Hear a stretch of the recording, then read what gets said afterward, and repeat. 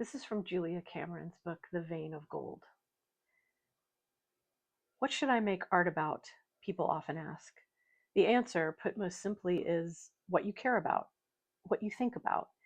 Most people, although they may not be aware of it, have certain trains of thought that are their favored routes throughout the day.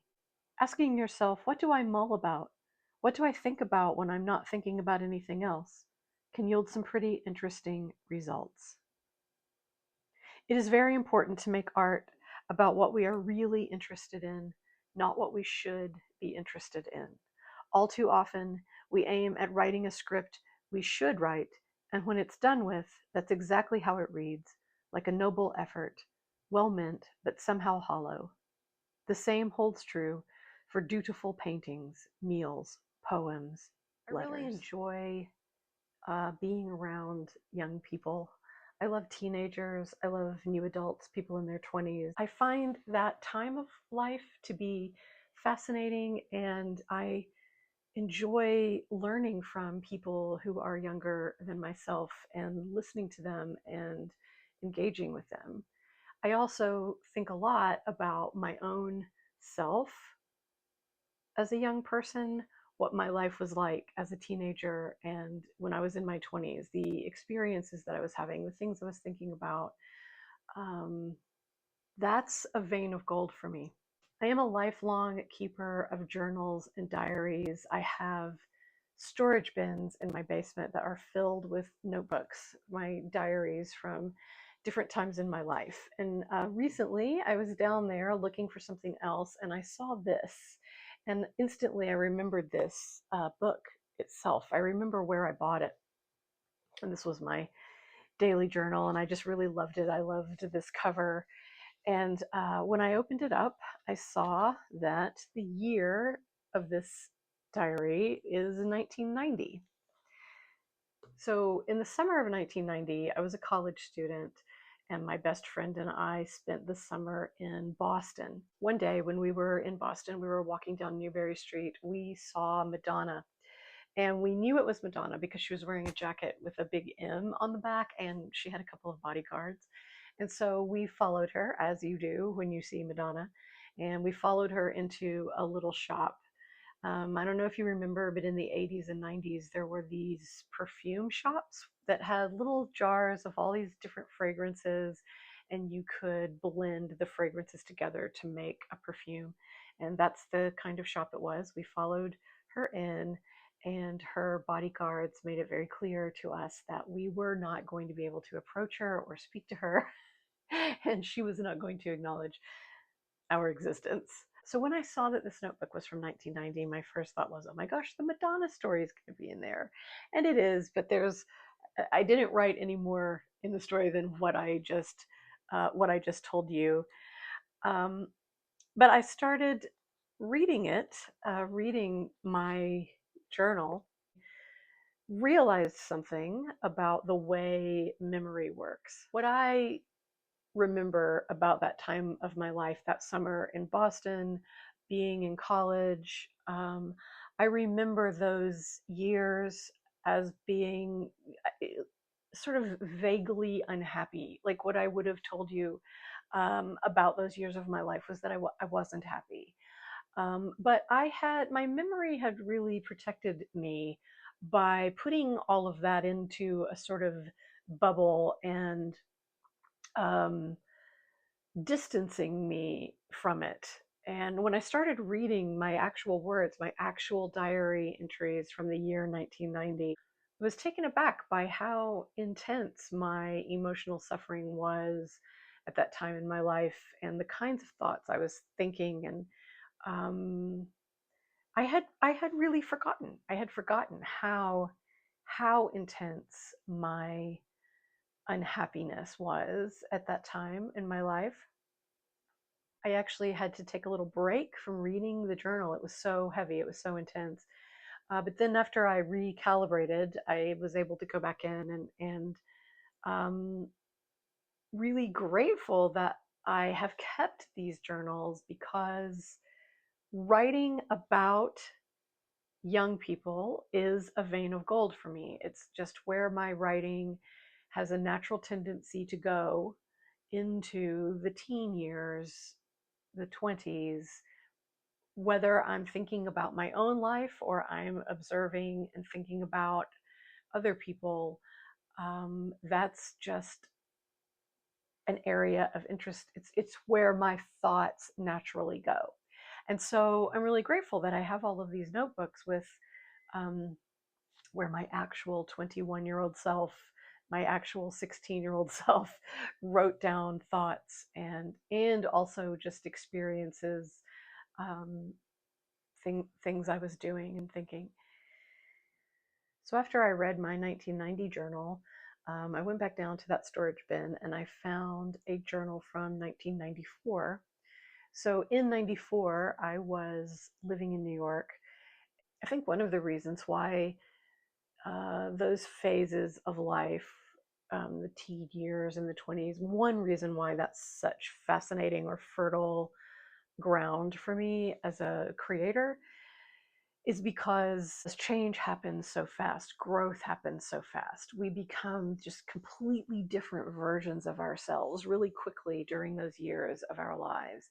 And so when I think about where I was and what I was doing and thinking and who I was in 1990 compared to 1994, it's amazing to me that that's only 4 years. I've been writing a lot about the 90s in New York when I was in my 20s.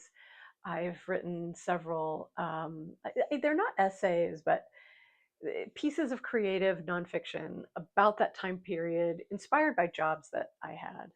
And so I was able to look at this journal from 94 and kind of check my memory.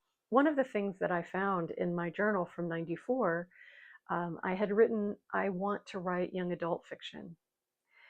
And this was really interesting because my first response to reading that was kind of despair because that was a long time ago that I knew that about myself and that I had that as a goal or as an intention for my work.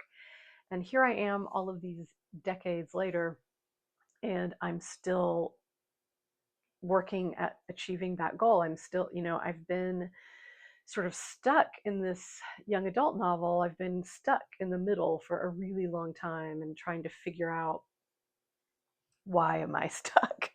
But then on the other hand, it was kind of validating because it just showed me like, yeah, this is correct. I'm on the right path. I've always known this about myself. I know that this is what I want to do. I just have to get unstuck.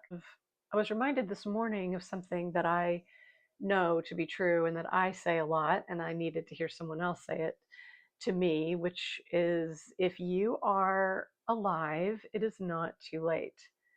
Whatever the thing is that you want to do, that you want to create, that you want to be, it is not too late. You are breathing, you are in a body, you are here. It doesn't matter how old you are, it doesn't matter how long you've been working at the thing or dreaming about the thing or what the odds are.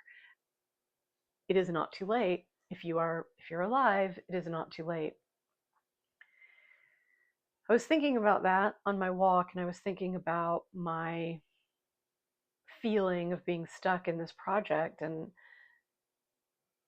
why, like, basically I am 6 chapters in and all of a sudden I feel like I'm unable to tap into the life force of the book. 6 chapters in, I like the first 6 chapters, I know where I'm going, but I can't figure out where that life, that feeling of life went. Where did the feeling of the blood go? And I realized that consciously and also unconsciously, I had stepped away from my true voice. That when I first had the idea for this book and this story, the seed that I had, the idea that I had was more offbeat. It had these magical sort of elements. It had weirder sort of elements, like my natural way of thinking about life. And that I made this decision as I'm writing to tamp that down, to actually remove those parts of the story, to try to make it more palatable or more publishable or more, I don't know what, like less risky somehow. And that's the problem. That's how I took the lifeblood out of it, is by trying to make it, trying to tame it, or um, take the weirdness out of it, because the weirdness is a part of my natural voice. And so as I'm going back in to work on it now, I'm going back in with this completely different attitude, which is I don't need to think about it as a finished book. I need to just tell the story the way that the story wants to be told, and be true to myself and my voice in telling the story. So that's what I'm going to do. And somehow that answer came to me, that realization came to me through finding these old journals of mine and reading my own words that my young self wrote. And it it just reminded me of that piece of advice. And I don't know who was the original person who said it, but you hear it a lot, that you should write the book that you wish that you had. Like, write what you wish that 16-year-old you, the book that 16-year-old you would have wanted to read. And so that's what I'm doing. A funny thing I noticed when I was reading the 94 journal was that in these pieces that I've been writing on Substack that are based on my memories of living in New York, there is a character, and he's a real person, but a character in the writing, who appears in two pieces of writing that I've published here, and I realized that I gave him a different name in each one, so there's a little continuity problem there if you're reading through. And I'm not so sure that maybe the second name I gave him was actually his real name, because now I can't remember his real name. Um, but he was such a nice person, and he's going to show up again in the writing, and so I need to straighten out his name. I've I've always been a writer. I've been a writer like literally my whole life. Before I even could write actual words, I was making little books and writing. It's always been my impulse. I do very much believe that we come into these lives with a mission or a desire or a thing that we want to do, that we intend to do with our lives. And I think I came into this body with this mission or this idea of being a writer. And I have navigated my life through writing. I have navigated my life through these notebooks that I keep. And the page became a place for me to, uh, the page became a place for me to interact with life, and I think. But being a writer often feels like yelling into the darkness, or like yelling into a cave, and just hoping that someone hears you, that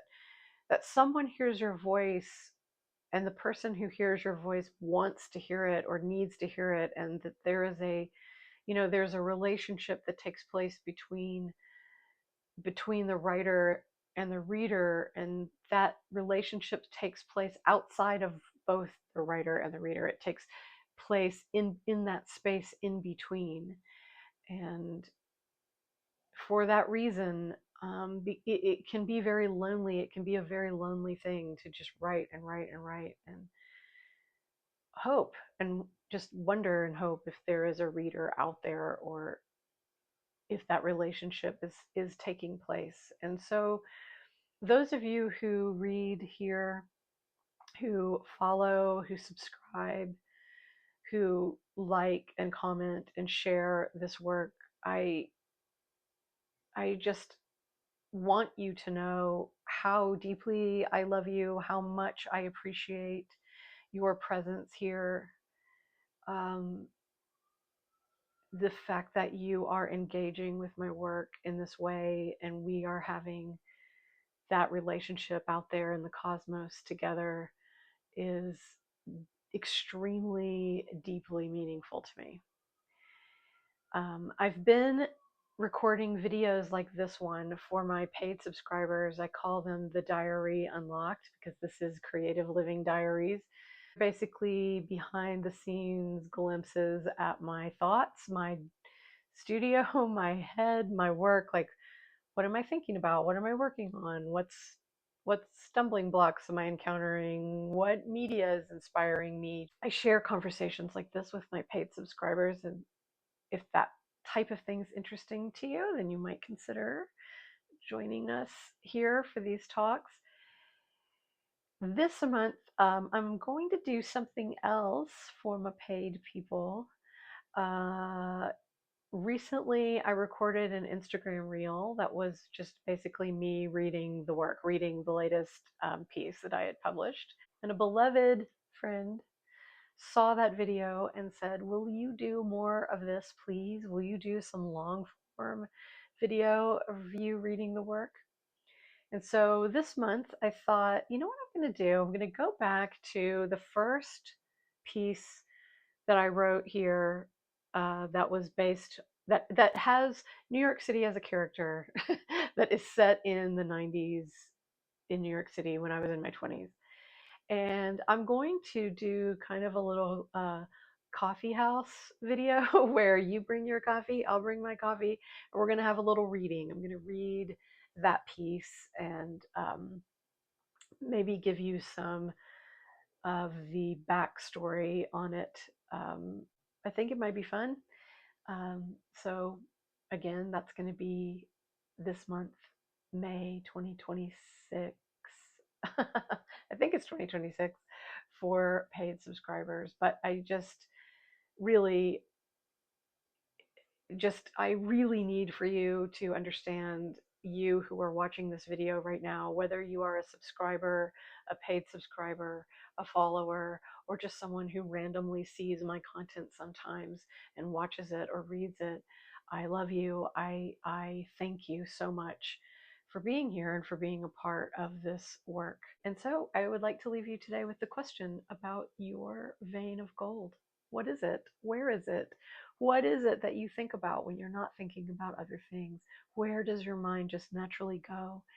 Because those thoughts, the places where your attention goes, the things that light up your heart, the things that interest you, your little obsessions, those things are important. They're speaking to you about you and your voice and your importance and your mission and your life.